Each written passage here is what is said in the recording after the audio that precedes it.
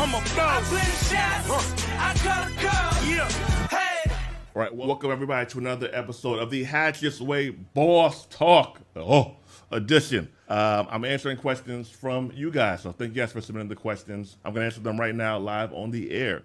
From Josiah, what's up, Josiah? How to retire by age 30. We spoke about this. By age 30 through 35 for someone getting out of high school. Let's say that someone isn't going to go to college, high school, 18. You have this thing that only younger people have, or the younger the better you have. It's called compound interest. One of the best forms of passive income that people don't talk about it. And you know why people don't talk about it? Because it's slow and boring. But you're going to get old. And the older you get, the more you want to have your money work for you. So you need to have your money work for you. But this is really hard to get young people to get because it's just, and I've been there, it's just so hard to think about 30, 35, 40 when you're 18, 20, and 25. Just trust me on this one, right? Trust the experts, trust the data. What would I do to retire at 30, 35 if I was 18, getting out of high school, and I'm not going to college? I would do whatever I had to do, legally and ethically, of course, to get into multifamily 2 through 4 unit property. Shout out to Julian Gordon and Henry Washington. The simplest way to become a millionaire from what I've seen and from what my friends have done has become 2 through 4 unit properties through multifamily real estate investing. You could use the FHA model, which is 3.5% down, 580, 600, 660 FICO score.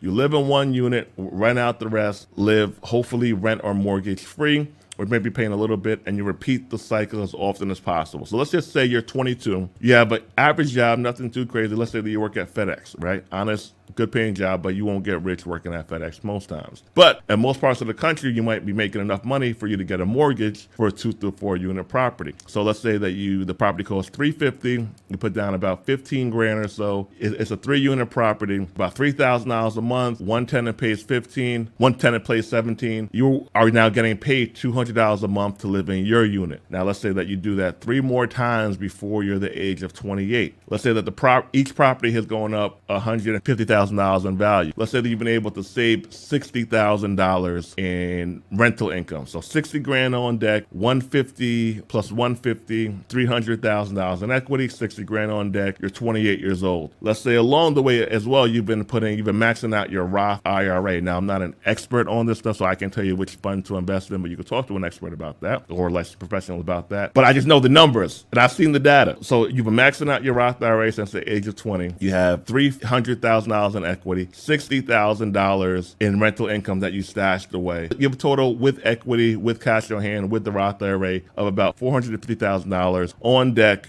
at the age of 28. You're still 28. Now, let's say that you get a big property now, right? You do some cash out refinances, some lines of credits. You go buy an 8 unit or a 16 unit building, right? You still own the other properties. You're just borrowing the money from those properties to put down the building. Now, that building nets you, let's say, $5K a month net profits. Now you have the option to leave the job at FedEx, live off the rental income, and rock out. If you have $5K net profits coming in, equity in the other properties, cash on deck, Roth IRA on deck, let's say you even got some Amazon, some Google, some Apple stocks in there. Now you're pushing 30. You didn't go to college. You don't have a crazy amount of bad debt.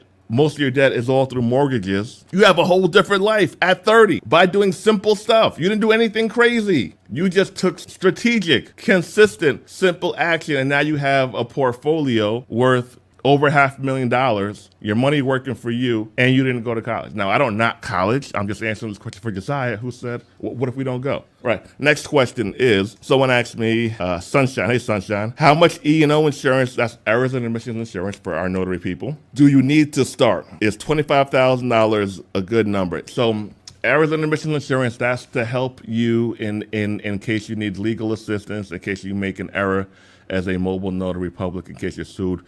Now, I might know 2 people over the years who have had to use it, so you probably won't need it, right? But it is always good to have it. So I'm always going to give this, I'm most of the time going to give this answer when answering these kind of questions is, start with what you have, increase what you need to as you go along. So my recommendation is $100,000 E&O insurance, but $25,000 is a start. It's good. Start with what you have. So yes, Sunshine, $25,000 is a good number to start out with E&O insurance. Whatever you guys got going on, start with what you got. This isn't school where you have to be perfect when you start. You just have to be good enough, right? And get better. Bruce, hey Bruce, I'm waiting on my paperwork. What's next? Study. Study the course material. You submit your application in, Bruce. Thank you. Good job. Study the course material. Learn how to notarize wills, affidavits, and power of attorneys. Great place to start because those 3 documents alone will help you make $500 or so your first couple weeks in business if you're marketing correctly. All right, that is it for this episode of Boss Talk.